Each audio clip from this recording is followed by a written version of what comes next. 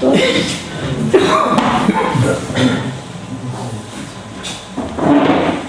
Nós esperávamos que a casa estivesse mais vazia hoje. Com o tempo que fez, assusta, né? Muita gente não sai de casa. Mas é sempre uma alegria muito grande preparar um tema, seja qual for o número de pessoas que aqui esteja.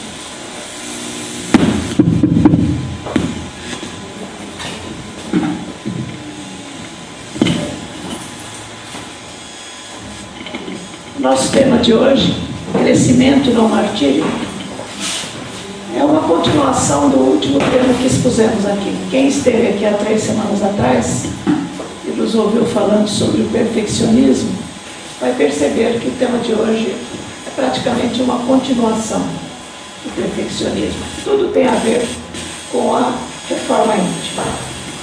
Nós nos baseamos em Hamed, no livro como é que chama o livro? Imensidão dos Sentidos, obrigado. Hamed aborda esse tema exatamente com esse nome, crescimento não martírio, uma das suas mensagens de Imensidão dos Sentidos. E nos baseamos também em Hermance, que tem um livro dedicado praticamente inteiro a isso. O tema do livro é Reforma Íntima sem Martírio. Então nós vamos começar com Hamed. Ele começa abordando o tema falando sobre o inconsciente coletivo, que todos nós ouvimos falar sobre o inconsciente coletivo, é um tema psicológico, mas que nem sempre sabemos exatamente o que significa, né? O Hamed vai buscar em Jung a definição do inconsciente coletivo. Ele diz que, segundo Jung, é uma herança psicológica, um tipo de memória da raça ou da espécie, onde se encontram conteúdos de estrutura psíquica, padrões universais ou arquétipos existentes na intimidade de todos os seres humanos. Isso significa que todos nós trazemos conosco uma série de lembranças que não se referem apenas às nossas experiências pessoais, mas às experiências de uma raça, de um povo, enfim, experiências coletivas que todos nós vivenciamos em cada encarnação e que ficam gravadas no nosso inconsciente. Cada povo tem o seu inconsciente coletivo, cada raça, cada religião, cada profissão, enfim, muitos setores da sociedade humana representam inconscientes coletivos diferentes entre si. Ele fala aqui também em padrões universais ou arquétipos.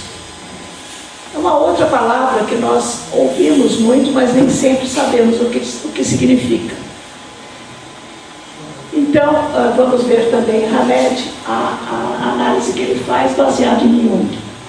Jung se refere aos arquétipos como as imagens primordiais, ou seja, as matrizes sem conteúdo próprio, que servem para estruturar ou dirigir um material psicológico profundamente gravado no inconsciente coletivo de toda criatura humana. Então são 2 palavras que estão sempre juntas, arquétipo e inconsciente coletivo. O Hamed, para facilitar a nossa compreensão dessa palavra arquétipo, ele faz uma comparação. Ele diz que nós podemos entender arquétipo se pensarmos num rio que secou. Então, no leito do rio seco, né, que quando vierem as águas, esse rio vai se preencher novamente com conteúdos que são próprios daquele rio. Cada um de nós traz, quando reencarna, uma fenda para ser preenchida. Esse é o nosso arquétipo. Quer dizer, nós trazemos conosco os arquétipos que vão preencher esse rio seco. E cada um de nós tem arquétipos diferentes, apesar do inconsciente coletivo, que muitas vezes se confunde com de uma determinada coletividade. mas nós trazemos também as nossas lembranças. E aí nós vamos perceber que a doutrina espírita, ou melhor, Jung, todos os conceitos de Jung estão muito semelhantes, estão muito próximos dos conceitos da doutrina espírita. Por isso que Hamed foi buscar lá. E nós temos também, além do nosso inconsciente coletivo, temos também as lembranças, o nosso inconsciente pessoal, individual, não é? Tudo aquilo que aprendemos, as experiências que tivemos, as frustrações, os avanços que tivemos, enfim, tudo isso faz parte do nosso arquétipo individual. E Hamed diz o seguinte, que muitos de nós, aliás, antes disso, eu quero dizer o seguinte, que Jung, quando estudou essa questão dos arquétipos, do ponto de vista psicológico, ele classificou os seres humanos em vários tipos de arquétipos. Então ele criou 12 arquétipos, que significam 12 tipos de pessoas diferentes. Então cada um de nós está vinculado a um desses arquétipos. E às vezes a mais de um também. Mas o Hamed diz que ele não vai dizer quais são esses 12 arquétipos, mas ele se refere principalmente ao arquétipo do herói. Muitos de nós trazemos conosco esse arquétipo do herói. E ele escolheu o arquétipo do herói porque tem a ver com o tema do crescimento não martírio, né? Por quê? Porque atrás de um herói existe sempre um martírio, existe sempre um mártir, né? O herói traz consigo um mártir. Então, quase todos nós temos essa tendência de heroísmo, né? Nós sempre, isso está muito vinculado ao perfeccionismo que nós falamos da última vez. Porque nós achamos, nós pensamos que podemos ser perfeitos. Aliás, muitos de nós pensamos que somos perfeitos, né? Apesar de lermos, estudarmos a doutrina e tudo mais, mesmo dentro da doutrina espírita, nós encontramos isso. Quer dizer, todos nós temos uma tendência maior ou menor ao perfeccionismo. Quer dizer, nós achamos que errar é humano, mas isso é para os outros. Nós, intimamente ou até inconscientemente, nós achamos que isso não vale para nós. Nós não podemos errar, nós somos perfeitos. Mas essa tendência é uma tendência muito grande, principalmente no meio espírita. E é por isso que isso tem a ver com o arquétipo do herói do Jung, né? Porque se nós não conseguirmos a perfeição em determinadas situações, nós nos tornamos um mártir. Nós vamos lamentar, nós vamos sofrer porque não conseguimos aquilo que desejávamos com toda a perfeição que almejávamos. Então, nesse sentido, é que Hamed diz o seguinte, que muitos de nós desenvolvemos a crença de que nos privando das alegrias da vida, cultuando o sofrimento, sendo austeros e mártires, desempenharemos bem a nossa missão terrena. Mas ele mesmo diz que não existe nenhuma recompensa em cultuar a dor. Na verdade, não estamos aqui para mostrar como temos sido padecentes, mas sim para aprendermos como cessar as amarguras que nos afligem, como crescermos espiritualmente, como superarmos nossos pontos fracos e como recuperarmos dos equívocos, prosseguindo no cultivo do progresso interior, com tranquilidade e satisfação de viver. Hamed quer dizer com tudo isso que nós não devemos ficar presos à perfeição que nós almejamos em todos os aspectos da nossa vida. Que nós devemos desenvolver em nós a consciência de que nós estamos aqui para melhorarmos, mas que ainda somos imperfeitos. Isso a doutrina espírita deixa bem claro. Se nós levássemos assim, de maneira completa os conhecimentos que adquirimos na doutrina espírita, nós não teríamos essas frustrações que muitas vezes temos, porque não conseguimos aquilo que almejamos. Então é por isso que Hamed diz que nós devemos ter alegria de viver, né? Aprender a agradecer, a perceber o benefício que conseguimos com as pequenas coisas que já conquistamos. Nós temos sim muitos defeitos.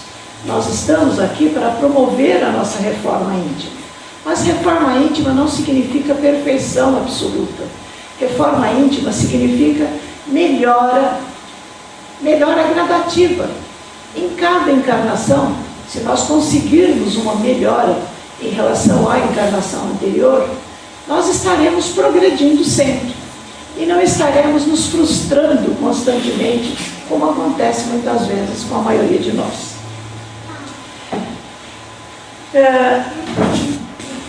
Eu disse que eu fui buscar também, além de Hamed, fui buscar em Hermance do Fogo. E Hermance traz no livro Reforma Íntima Sem Martírio várias mensagens em que ela aborda esse tema. E ela diz o seguinte: costuma-se observar na atualidade uma neurotização da proposta de renovação interior. Muita impaciência e severidade tem acompanhado esse desafio, levando ao perfeccionismo por falta de entendimento do que seja realmente a reforma íntima.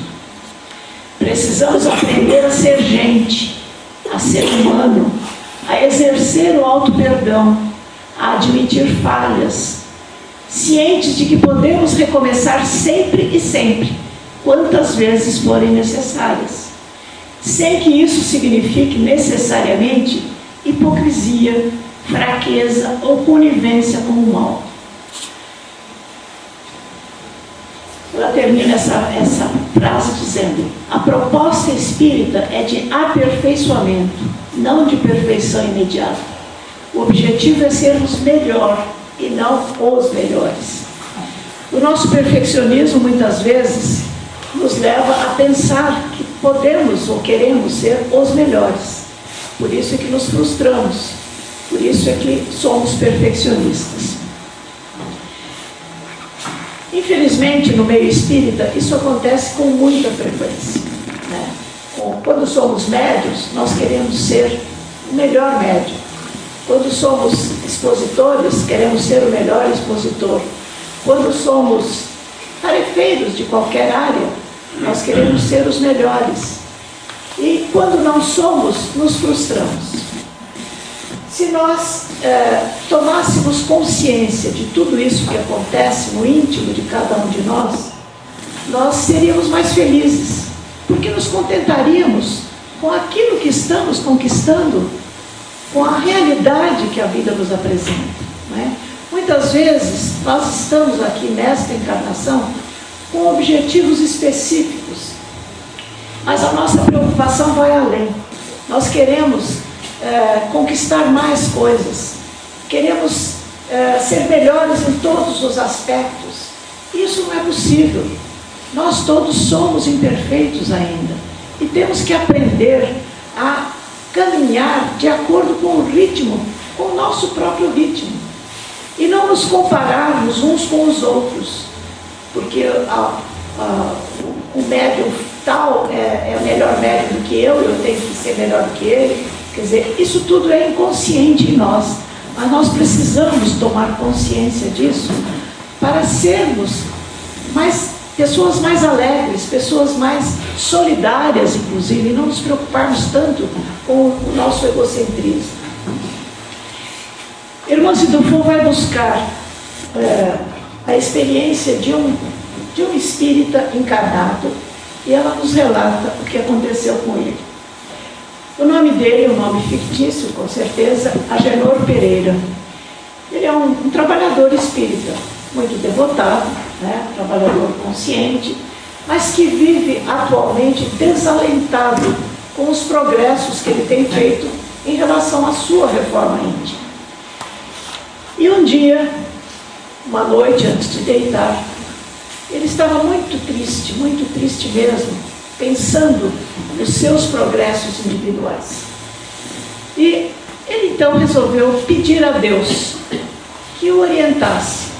Qual seria o caminho que ele deveria tomar para progredir mais rapidamente? Ele estava achando que a lentidão dos progressos que ele estava fazendo era aborrecida, essa lentidão. Ele queria melhorar mais. Então, o que aconteceu? Desculpe, o que aconteceu, eu vou falar, depois aqui nós vamos ler o que está escrito lá. O que aconteceu foi que ele foi levado para o Hospital Esperança.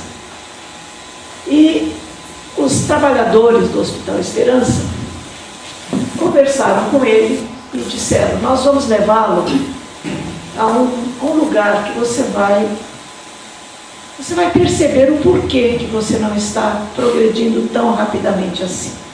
E o levaram a uma gruta fétida, úmida, escura. E ao entrar nessa gruta, ele se deparou com muitos espíritos chafurdando num lamaçal tremendo, e ele perdeu os sentidos. Tamanha era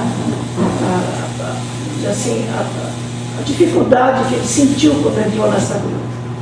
Ele perdeu os sentidos e foi levado de volta para o Hospital Esperança. Quando ele recobrou os sentidos, os espíritos conversaram com ele e disseram: olha, nós vamos liberar para você um resumo da sua ficha pessoal e você vai tomar consciência do porquê que nós estamos conversando com você hoje. Então, o resumo da ficha do Agenor Pereira dizia o seguinte: Agenor Pereira, agora reencarnado, peregrinou nas últimas 6 existências por lamentáveis falências no terreno do sexo e da infidelidade afetiva. Somando-se o tempo entre encarnações e desencarnações, esse período já conta 600 anos de viciações, desvarios e desenlaces prematuros. Vamos fazer uma interrupção aqui, não terminou a ficha do Agenor ainda. Mas quantos de nós não temos uma ficha muito parecida com a do Agenor Pereira? Por que será que ele foi levado para aquela gruta? Será que tem a ver com as encarnações anteriores dele? O que vocês acham? Sim, com certeza. Com certeza, não seria por acaso que ele teria sido levado para essa gruta, né? Lá nessa gruta, ele viu justamente as pessoas que teriam sido vítimas dele em encarnações anteriores. E ele, com certeza, quando desencarnou em cada uma dessas encarnações, ele também foi para essa gruta. Vamos ver o que aconteceu depois. Foi retirado da caverna das viciações e amparado por equipes socorristas no Hospital Esperança. A sua tendência prejudicou mulheres honradas, corrompeu autoridades para aprisionar maridos traídos, deixou crianças abandonadas em razão da destruição de suas famílias. Quer dizer, quando ele terminou a 6ª encarnação nessas viciações, ele estava lá nessa gruta quando foi recuperado, vamos dizer assim, por trabalhadores do Hospital Esperança. Por que será que ele foi buscado lá por espíritos que se interessavam pelo progresso dele, pela recuperação dele? Será que isso é um privilégio? Por que os outros que eram vítimas dele continuaram lá na gruta e ele foi recuperado? Existe uma questão no livro dos médiuns, se eu não me engano, em que Kardec pergunta se existe privilégio, porque todos nós sabemos que existem pessoas que parece que para elas tudo dá certo, ou tudo que elas pensam em conseguir, acabam conseguindo, né? se elas não tivessem ajuda espiritual, com certeza não conseguiriam, porque nós sabemos que todas as nossas conquistas, ou melhor, sabemos que nada acontece por acaso. Em tudo que nós fazemos no nosso dia a dia, existe a interferência do plano espiritual. Então, se nós estamos precisando de ajuda e não merecemos essa ajuda, nós não vamos obtê-la. O merecimento é uma coisa que existe e que o plano espiritual considera em primeira instância. Não existem privilégios, mas existem merecimentos. E aqui nós vamos ver por que o Agenor Pereira foi recuperado dela. A sua insanidade provocou ódio e repulsa, crimes e infelicidade. Face aos elos que os unem, aqui está a razão. Face aos elos que os unem nos tempos, Eurípides Barçanufo avalizou-lhe o regresso ao corpo físico, com a condição de ser a última existência, com certas concessões para o crescimento em clima provacional educativo. Quer dizer, Agenor Pereira, apesar de ter tido essas 6 encarnações, 600 anos, antes disso, ele deve ter feito coisas boas. Eurípides Barçanufo era amigo dele, antes desses 600 anos. E quando Eurípides soube da sua situação naquela ocasião, ele se empenhou em ajudá-lo. E foi a mando de Eurípides que ele foi recuperado daquela caverna. Mas essa oportunidade que ele está tendo agora, porque os livros da irmã são muito recentes, com certeza Agenor Pereira, com outro nome, ainda está encarnado. Talvez ele represente até uma leva de espíritas, que tem os mesmos problemas e que talvez tenham o mesmo passado ou passados semelhantes. Continuando, a sua grande meta existencial nessa última chance será vencer as suas tendências aventureiras e imaturas. Conhecerá a doutrina espírita, receberá uma companheira confidente e terá as regalias de um lar em paz. Quantas pessoas têm essa regalia de um lar em paz? Eu acho que é tão difícil hoje em dia a gente poder dizer isso, que nós temos um lar em paz, temos uma companheira confidente. Vocês imaginaram se nessa encarnação, que seria a última proposta, vamos dizer assim, a Agenor Pereira, se ele tivesse tido como companheira um daqueles espíritos que ele prejudicou e que estavam lá na caverna, será que ele iria conseguir se recuperar? É bem provável que não. Então, essa companheira confidente lhe foi colocado na sua vida para que ele pudesse ter sucesso nessa encarnação. E ter, então, a regalia de um lar em paz, para não se preocupar mais com isso. Quer dizer, as viciações relacionadas com o sexo, principalmente, ele não teria desculpa mais para poder continuar com essas viciações. A sua única e essencial vitória será o controle de suas impulsões maléficas, a fim de que seja, em posteriores existências, recambiado ao proscênio dos crimes cometidos na reedificação das almas que prejudicou. Quer dizer, essa é a ficha, um resumo da ficha de Agenor Pereira, e que serve para cada um de nós como estímulo para que nós reflitamos sobre as nossas tendências ou as nossas insatisfações quando pensamos no nosso progresso espiritual, principalmente quando nos dedicamos a isso, quando levamos a sério a questão da reforma íntima, quando investimos na paciência que ainda não adquirimos, quando investimos nos preconceitos, ou na perda desses preconceitos, ou na diminuição dos nossos preconceitos, quando os temos em quantidade, enfim, e ainda queremos mais e mais e nunca estamos satisfeitos. Nós não demonstramos alegria porque achamos que ainda não conseguimos aquilo que gostaríamos de ter, porque queremos ser, não melhores, mas queremos ser os melhores. Então, eu acredito que este caso de Agenor Pereira vem nos trazer momentos de reflexão sobre nós mesmos. Será que nós estamos aproveitando bem a nossa encarnação? Será que nós estamos agradecendo as pequenas conquistas que fazemos no nosso dia a dia? Ou será que estamos sempre insatisfeitos, querendo mais e mais? E podemos, inclusive, perder mais uma encarnação por causa disso. Vamos ver agora o que Irmãs nos diz.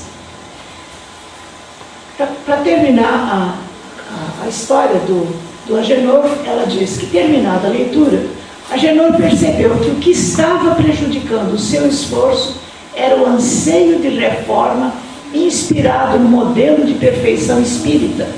Os espíritos já estão usando, inclusive, esse termo, modelo de perfeição espírita. Quer dizer, nós espíritas estamos criando um modelo que não existe.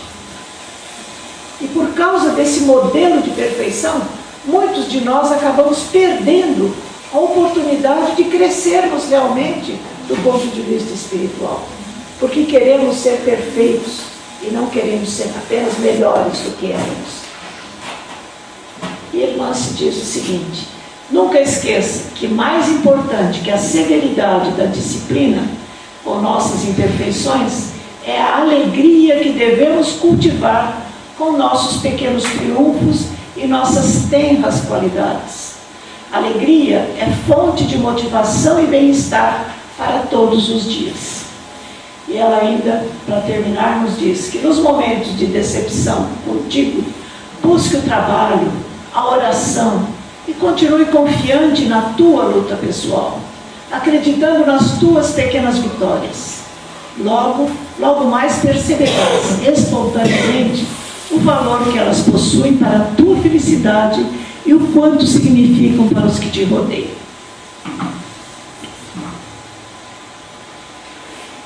Os livros que nos baseamos, como já disse, a Ilusão dos Sentidos, de Hamed, e a Reforma Íntima Sem Martírio, da Irmãs.